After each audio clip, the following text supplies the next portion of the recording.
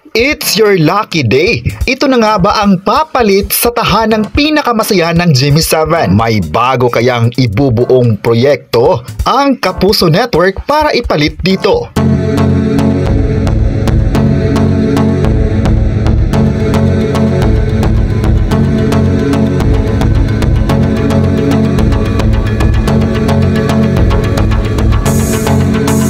Totoo nga kaya ang chika na ang noon time show ng ABS-CBN na It's Your Lucky Day ni na Luis Manzano at Melay Cantiveros ang papalit sa tahanang pinakamasaya.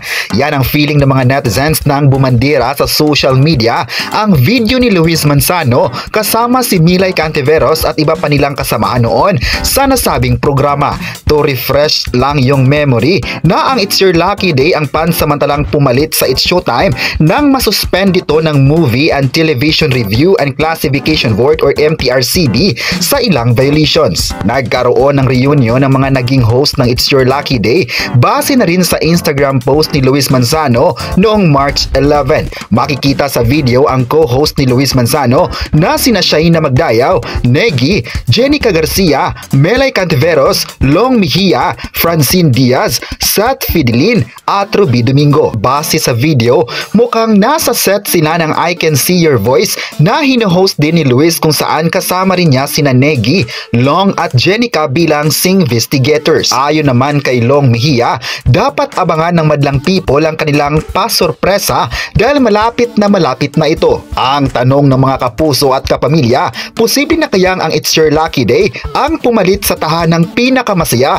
na tuluyan nang namaalam sa Jimmy 7 noong March 8. Ayon sa ilang comments na nabasa sa social media, pwede naman raw ipapalabas sa Jimmy 7 ang dating noon time show ni na Luis Manzano at Melay Cantiveros dahil usong-uso na ngayon ng collaboration.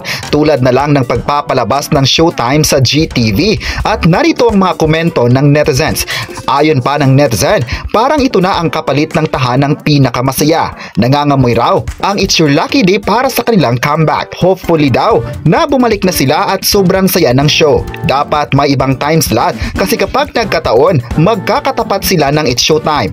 Ang ganda raw ni Shaina Magdayaw at nakakamiss raw si Luis Manzano. Syempre raw, na-miss din nila ang studio nung araw na iyon. Well, abang-abang na lang tayo kung ano ang mga next plot twist sa mundo ng television. Knows nga naman ang everything is possible sa ngayon sa mundo ng showbiz. Ayon pa ng mga netizens, sana ang It's Your Lucky Day na ang ipapalit sa noon time show ng Jimmy 7. Ayon naman ng isa pang netizen, pero mas maganda pa rin daw na ang It's Showtime ang ipapalit sa tahanang pinakamasaya dahil na rin sa collaboration ng ABS-CBN at Jimmy Network. Eyo, ano ang masabi nyo na ipapalit raw ang It's Your Lucky Day sa tahanang pinakamasaya ng Jimmy 7? Sang-ayon ba kayo rito?